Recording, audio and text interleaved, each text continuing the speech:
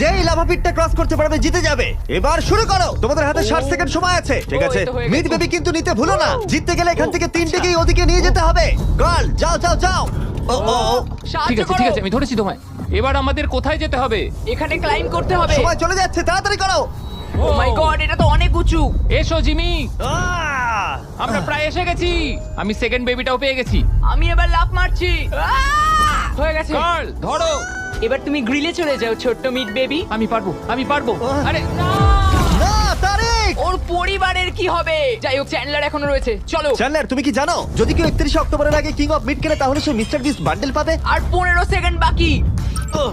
আর একটা meet baby নিয়ে আসতে হবে। তুমি পারবে জিমি।